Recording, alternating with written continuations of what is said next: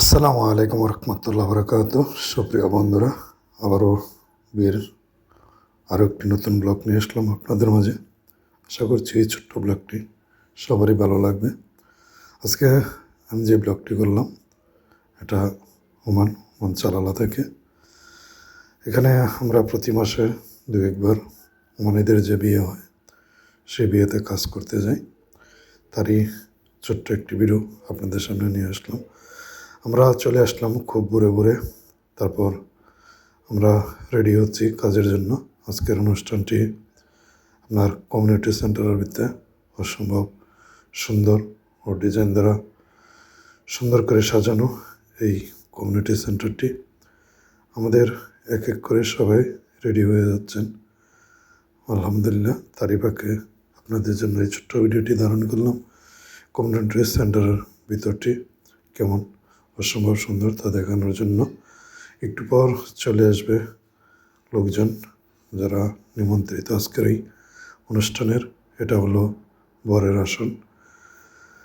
দেখেন লাইটিং কত সুন্দর, চমৎকার লাইটিং করে সাজানো ওই সুন্দর কমিউনিটি সেন্টারটি। অসম্ভব সুন্দর কমিউনিটি সেন্টার আসলে দেখলেই খুব ভালো লাগে। অত্যাধুনিক ডিজাইন নকশা ও সুন্দরভাবে সাজানো গোছানো থাকে।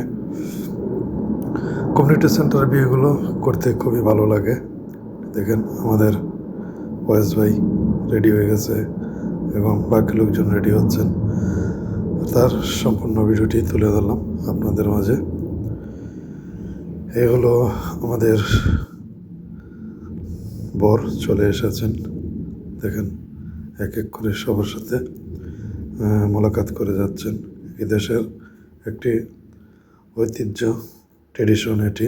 যখন বর আসেন অথবা নিমন্ত্রণে যে কোনো লোক আসেন, প্রথমে সবার সাথে হ্যান্ডশেক করবে, চুমা দিয়ে নেবে।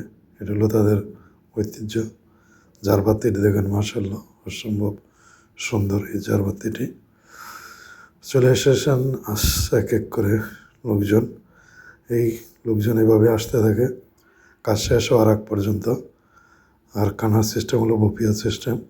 আপনার এখানে কেউ কাউকে হাতে করে নিয়ে দিবে না। আপনার যতটুকু দরকার আপনি নিজ হাতে ঠিক ততটুকু নিয়ে নেবেন। এটাই হলো বপিয়ার সিস্টেম।